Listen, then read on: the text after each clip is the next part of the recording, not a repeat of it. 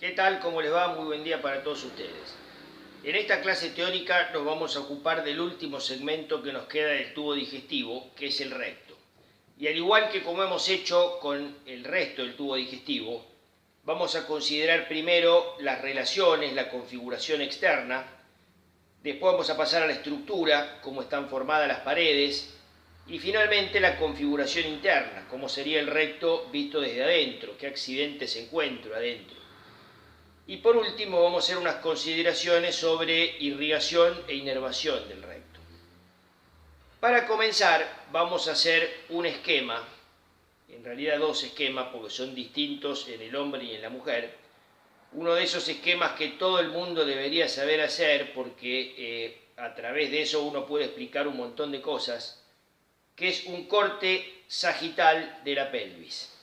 Entonces, ¿cómo sería un corte sagital de la pelvis? A nivel óseo, yo tendría el sacro, podría ser el coxis acá en el vértice, y adelante, ¿qué agarraría un corte sagital de la pelvis? La unión de las dos láminas cuadriláteras del pubis. ¿Se acuerdan de esa articulación? ¿Qué tipo de articulación era? Una diartroanfiartrosis, con un esbozo de cavidad articular, ¿sí? Estos serían las estructuras óseas que vería en ese corte. A nivel muscular, podemos representar acá el músculo piramidal. ¿Se acuerdan del piramidal que se insertaba en la cara anterior de la segunda, tercera y cuarta vértebras sacras? Se dirige hacia adelante y hacia afuera, pasa por la escotadura ciática mayor y termina insertándose en el trocánter mayor del fémur.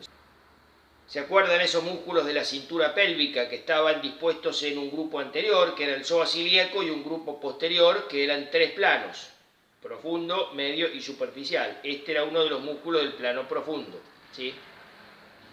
Y que estos músculos dijimos que eran todos rotadores externos, todos pelvitrocantéreos, y en general estaban inervados por una rama del plexo sacro que se llama igual que el músculo. Bien. ¿Qué otra estructura muscular veríamos? En el piso de todo esto, cerrando la pelvis por abajo, hay un montón de músculos y aponeurosis que forman lo que se llama el periné, que después lo veremos en teóricos posteriores. Por ahora vamos a hacer así, todo esto el periné, y que va a estar perforado por los distintos órganos que pasan por ahí, el recto, el aparato genital, el aparato urinario. Todos esos órganos van a atravesarlo mediante distintos orificios, esfínteres que hay ahí alrededor, ya lo vamos a ir viendo. Bueno, ¿qué órganos tenemos acá? El recto hace así. Tiene dos segmentos, un segmento superior o pelviano y un segmento inferior que es el conducto anal, que se abre al exterior a través del ano, ¿sí? Segmento superior, segmento inferior. ¿Qué otro órgano podemos representar acá? La vejiga.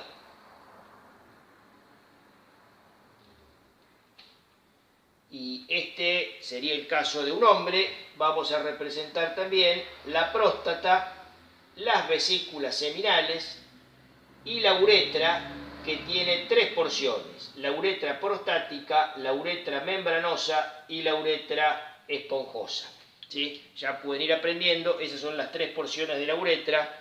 No se vuelvan locos si no entienden todo esto, ya en los teóricos siguientes, que es árbol urinario inferior, genital masculino y femenino, ahí se va a ir clarificando. Por ahora la idea es hablar un poquito de las relaciones del recto. Esto sería en el hombre, ¿sí? ¿Qué pasaría en la mujer? En la mujer yo tengo también la vejiga, el recto igual, pero acá, en vez de tener la próstata y las vesículas seminales, vamos a tener el aparato genital femenino. Vamos a tener la vagina y el útero. Ya después van a ver que el útero está en una posición que se llama anteversoflexión, ¿sí? Así entre la vejiga y el recto, ¿sí? Esto es el caso de la mujer y este es el caso del hombre, ¿sí? Esto quiere decir mujer y esto quiere decir hombre, ¿sí? No sé, por ahí lo saben, pero no saben por qué. Esto es el espejo de Venus y esto es la lanza de Marte. Bien, ¿qué tenemos que mencionar acá también? ¿Qué pasaba con el peritoneo? El peritoneo, a nivel de otros órganos, tenía un meso que lo unía primariamente a la pared abdominal posterior y que ese meso, en algunos lugares, hacía una coalescencia, ¿sí? ¿Se acuerdan lo que pasaba en el colon ascendente, colon descendente, duodeno? Esas fascias de coalescencia que fijan el órgano a la pared abdominal posterior, mientras que otros órganos conservaban ese meso toda la vida, como pasa en el intestino delgado, en el yeyuno ilion, como pasa en el colon transverso y en el colon sigmoideo. El colon sigmoideo, más abajo, se continúa con el recto, pero el mesocolon sigmoideo desaparece, se va haciendo más cortito hasta que desaparece. En el recto, ¿qué parte del recto tiene peritoneo? Pregunta fundamental de examen parcial y final. El recto tiene peritoneo solamente en su segmento superior, no en el segmento inferior, en el segmento superior y en las caras anterolaterales, más en la cara anterior que en las laterales, ¿sí? Y hace esto. El peritoneo viene por acá, cubre la cara anterolateral del recto y se refleja acá sobre la vejiga, formando esto que se llama fondo de saco de Douglas, que es el lugar más declive que hay dentro de la cavidad abdominal. Y ahí es donde van a ir a parar cualquier derrame de pus, de sangre, va siempre a almacenarse ahí. Inclusive van a leer en algún lado, a veces se lo decían en embriología, que era un sitio de embarazo ectópico, el fondo de saco de Douglas, y realmente es así, pero es rarísimo. Cuando se habla de embarazo ectópico, generalmente uno se refiere al embarazo ectópico en la trompa. Esto ocurre, pero es una cosa sumamente rara. ¿Cómo sería esto en la mujer? Y así. El fondo de saco de Douglas está entre el recto y el aparato genital femenino, ¿sí? Esto ya lo vamos a ir viendo de nuevo cuando veamos genital. Bueno, entonces, en cuanto a las relaciones del recto, ¿qué tenemos? Atrás, sacro, músculo piramidal, nervios sacros que después iban a formar el plexo sacro, y hacia adelante, ¿qué tengo? En el hombre, vejiga, próstata, vesículas seminales. Y en la mujer, genital femenino. Vagina y útero, ¿sí? Lateralmente, ¿con quién se relaciona el recto? Bueno, ahora vamos a hacer un esquema más complicado ya de un corte axial y vamos a ver que lateralmente se relaciona con un espacio que es el espacio pelvirrectal, donde están los vasos hipogástricos, ganglios linfáticos hipogástricos. Pero bueno, estos son los esquemas más importantes que tienen que saber. Y ya que estamos, vamos a ir avanzando en alguna otra cosita. El fondo de saco de Douglas, acá, se continúa. El fondo de saco de Douglas termina acá, ¿no? Pero el peritoneo se continúa mediante esta prolongación que llega hasta el periné y que engloba las vesículas seminales. Esto se llama aponeurosis próstato-peritoneal. Esa aponeurosis próstato-peritoneal, o aponeurosis o fascia también, de Denon-Villiers, como la van a ver en algunos libros más antiguos, por ahí en urología se las mencionan también, es la pared posterior de la celda prostática.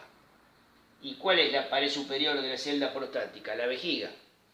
Y la pared anterior, hay una aponeurosis acá, que es la lámina preprostática, los plexos venosos de Santorini, y bueno, ya vamos a ir viendo unas cositas más. Estos esquemas tienen un montón de ligamentos, fascias y cosas que uno le puede agregar, pero esto es lo básico. Estas son las preguntas que nosotros les hacemos habitualmente en algún examen final. Por ejemplo, a ver qué parte del recto tiene peritoneo, cuáles son las relaciones del recto, qué hay adelante y qué hay atrás. Si uno sabe esto, sabe todo, no solamente el recto, sino que también las relaciones y el peritoneo de la vejiga, de la próstata. Esto es un esquema importantísimo. Ya después en otras clases le vamos a ir agregando algunas otras cosas más. Y habíamos hablado que el recto tiene una porción superior y una porción inferior. La porción inferior, o conducto anal, está totalmente rodeada de músculos porque atraviesa esto que dijimos que era el periné, que era el conjunto de partes blandas que cierran por abajo la pelvis. Bueno, con esto dejamos las relaciones del recto y vamos a pasar a la configuración interna.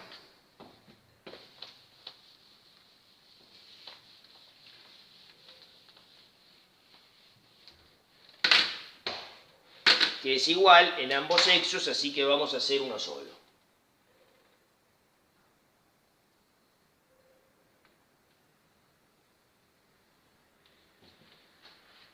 En el segmento superior o pelviano tenemos pliegues mucosos longitudinales que desaparecen con la distensión del recto. Cuando se acumula materia fecal, se distiende el recto y estos pliegues desaparecen. Se expande todo esto. Eso es lo que se llama la ampolla rectal. Y también hay unos pliegues transversales, así, que tienen forma semilunar, o sea, si uno lo ve en un corte, tendría esta forma. Forma semilunar. Y son las válvulas semilunares o válvulas de Houston. Todo esto después lo vamos a ver en un video de una endoscopía que vamos a ver en una de las clases, yo se lo voy a mostrar. Entonces, esto es lo que hay por dentro en el segmento pelviano o superior. Pliegues longitudinales que desaparecen con la distensión del órgano y pliegues transversales semilunares que son las válvulas de Houston que no desaparecen con la distensión del órgano. Y superficialmente, en la superficie del recto, estos pliegues se traducen mediante pequeños surquitos. Cuando vean un surquito en la superficie externa del recto, adentro está la válvula de Houston. ¿Qué es lo que hay en el segmento inferior o segmento anal del recto? Vamos a hacer este sector en grande, ¿no?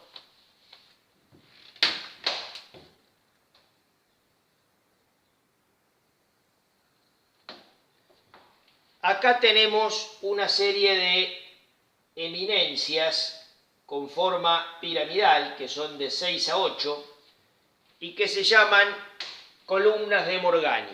Tienen forma de pirámide de base triangular. Una de sus caras está aplicada a la pared, y las otras dos serían las dos que están así libres. El vértice apunta hacia arriba y las bases hacia abajo, y las bases van a estar unidas entre sí por pliegues mucosos que forman las válvulas de Morgani. Esas válvulas de Morgani son válvulas que tienen una forma muy similar a las válvulas que ustedes han estudiado en el corazón, las válvulas sigmoideas aórtica y sigmoideas pulmonares. ¿Cómo eran esas válvulas? Si uno veía el orificio donde salía la aorta o la pulmonar, tenía unas valvulitas así, ¿no? Que tenían una cara que apunta hacia el medio, una cara axial, que era convexa, una cara parietal, que era cóncava, un borde libre y un borde adherente, y dos extremidades acá. Esas mismas estructuras tienen cada una de estas valvulitas de Morgani, ¿sí? No es tan importante. Lo que sí es importante es que a este nivel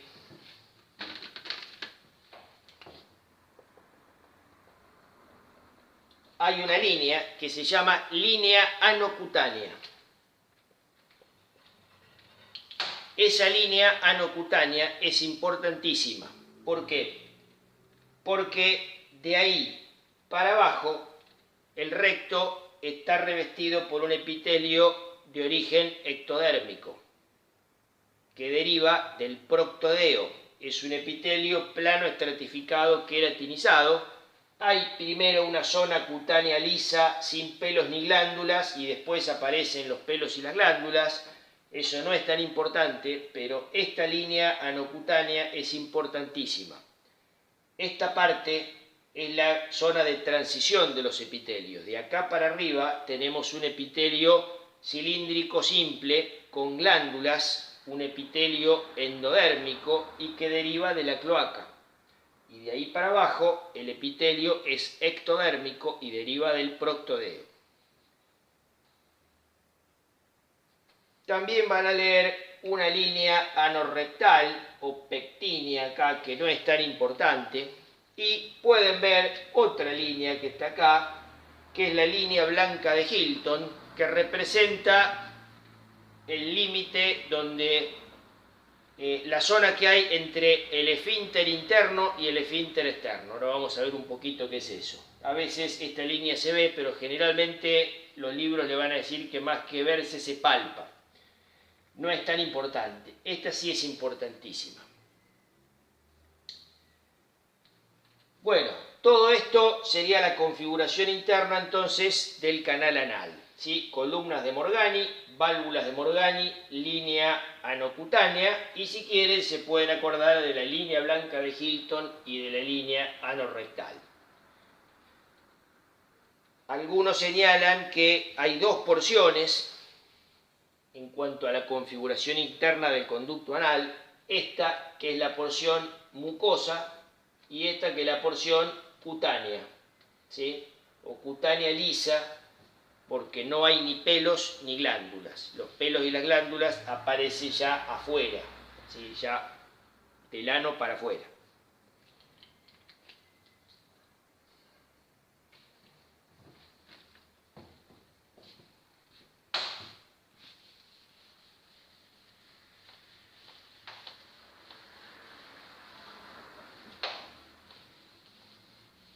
Y ya que estamos con esto, vamos a recordar un poquito de la embriología que hablamos en la clase teórica de peritoneo.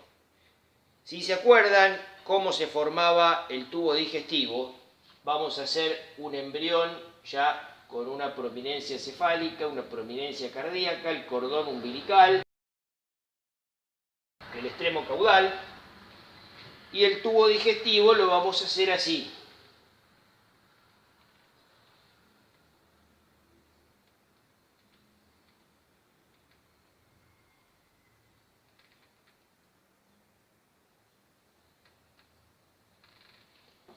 ¿Se acuerdan de esto? Acá había un mesenterio posterior que une el tubo digestivo a la pared abdominal posterior. Acá teníamos la arteria aorta que daba las distintas ramas para el tubo digestivo. La arteria del intestino anterior, que era el tronco celíaco. La arteria del intestino medio, que era la mesentérica superior. Y la arteria del intestino terminal, que era la mesentérica inferior. Y el recto sería esto que está acá. ¿Se acuerdan de esto, no? Esto era el alantoides. Esto originaba la vejiga y el uraco. Este pedacito que está acá, de tubo digestivo, donde convergen la alantoides y el intestino posterior, se llama cloaca. Y ahí iba a desembocar en un pocito que hay acá de ectodermo, que era el proctodeo. Por eso el recto tiene tres orígenes embriológicos distintos. El proctodeo, de la línea anocutánea para abajo, la cloaca, de la línea anocutánea para arriba, y que llega hasta la válvula de Houston media. Hay tres válvulas de Houston. La válvula de Houston media es el límite que señala la porción del recto de origen en la cloaca de la porción del recto que deriva del intestino terminal o posterior. Y también en la válvula de Houston media hay otra cosa. Hasta ahí llega el peritoneo.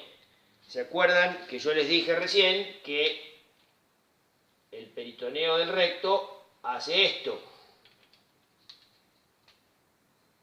Se refleja acá en el fondo de saco de Douglas. Ese puntito justo ahí donde se refleja, ahí coincide con la válvula de Houston media. ¿Sí?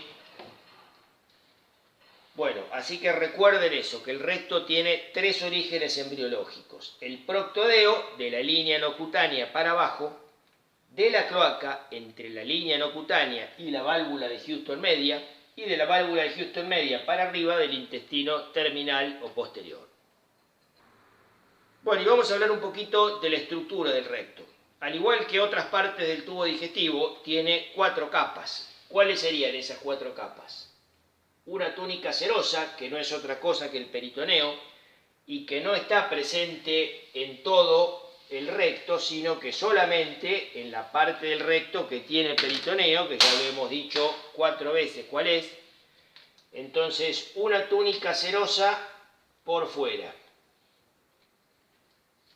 Una túnica muscular. Esa túnica muscular está formada por fibras circulares profundas y fibras longitudinales externas. Esas fibras longitudinales, a diferencia del colon, son continuas. En el colon, ¿cómo estaban? Estaban condensadas formándose esas teñas, ¿sí? ¿Se acuerdan? En el colon no hay teñas, ¿sí? La capa longitudinal es continua. Por dentro hay una mucosa, que ya dijimos que es un epitelio cilíndrico simple, hasta la línea no cutánea.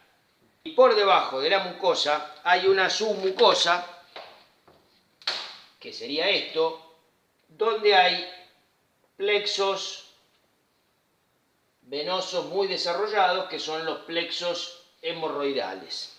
¿Sí? Entonces, serosa, muscular, submucosa y mucosa.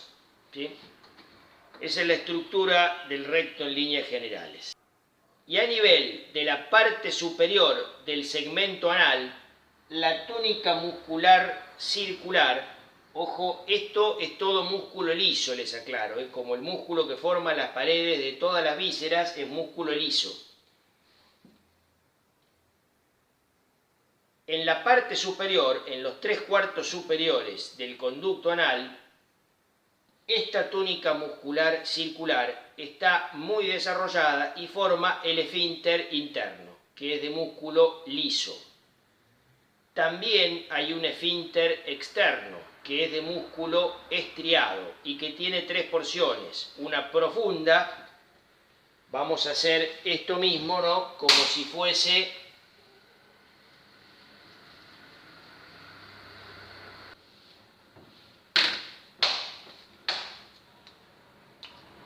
este sería el recto a nivel del conducto anal. Acá atrás tendríamos el coxis y acá adelante tendríamos lo que se llama el núcleo fibroso del periné, que es un núcleo tendinoso donde convergen varios tendones de los músculos del periné. El esfínter interno, ya les dije que es un engrosamiento de la túnica muscular circular propia del recto. El esfínter externo tiene una porción profunda, que son fibras anulares, que circundan todo ese conducto anal. Algunas fibras que hacen esto, que van del coxis al núcleo fibroso, que son más superficiales. Esta es la porción profunda y esta es la porción superficial, y otra que son más superficiales todavía, que es la porción subcutánea. Subcutánea, superficial y profunda. Esas serían las 3 porciones del esfínter externo del ano, que es músculo estriado. Bueno,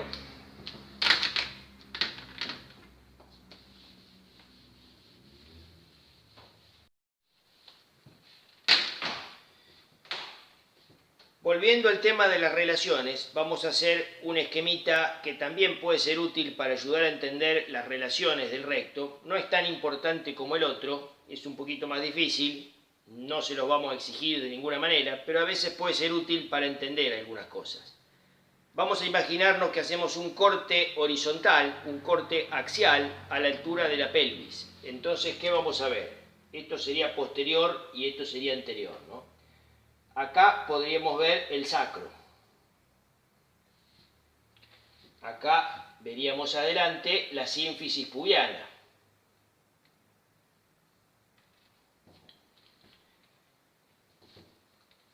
En la cara anterior de la segunda, tercera y cuarta sacras habíamos dicho que se insertaba el músculo piramidal, que iba a pasar por la escotadura ciática mayor y se insertaba en el trocánter mayor del fémur, ¿sí?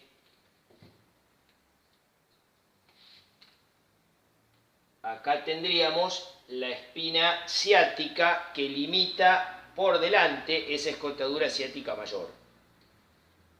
Y acá podemos hacer el músculo obturador interno, que venía del reborde interno del agujero obturador y parte de la membrana obturatriz, bueno, así, y se reflejaba en la escotadura ciática menor que estaba por delante de la espina ciática. ¿Se acuerdan de la escotadura ciática menor? La escotadura ciática menor estaba entre la espina ciática y la tuberosidad isquiática por delante.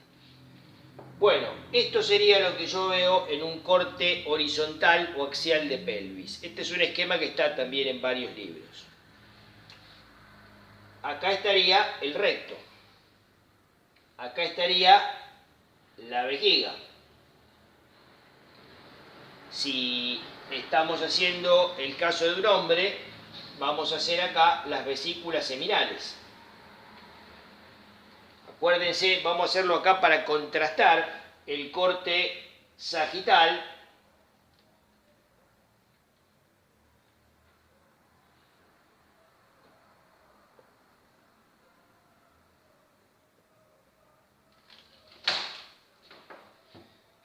Esto sería el corte que yo estoy haciendo acá.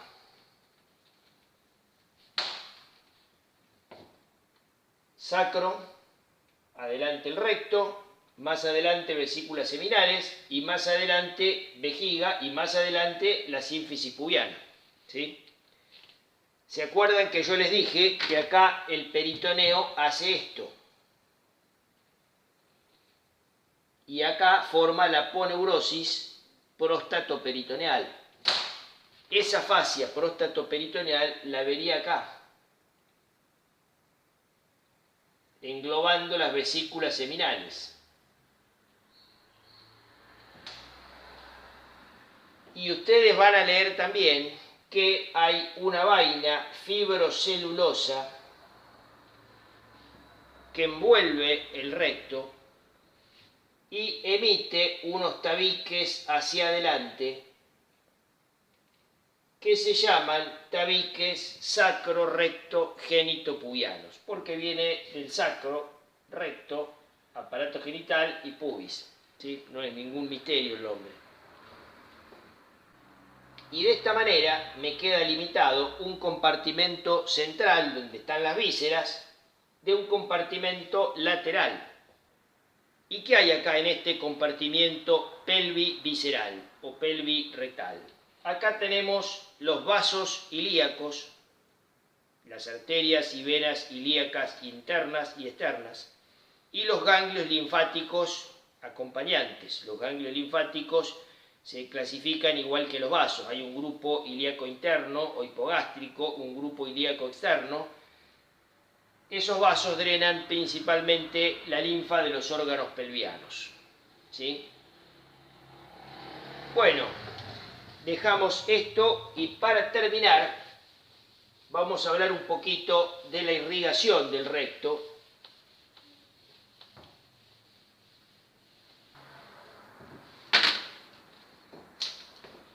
El recto va a estar irrigado por tres arterias que son las arterias hemorroidales.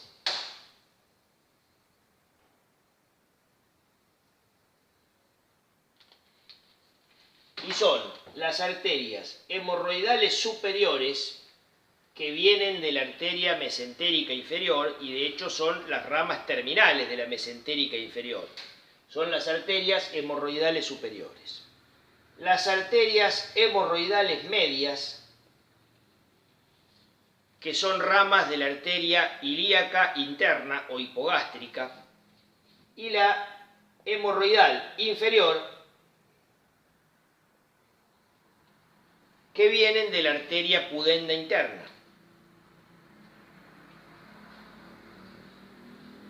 Estas arterias irrigan al recto y las venas forman varios plexos que, cuando hicimos el esquemita de la estructura del recto, yo les dije que en la submucosa había una gran cantidad de plexos venosos que están todos anastomosados, los de arriba con los del medio con los de abajo, ¿sí?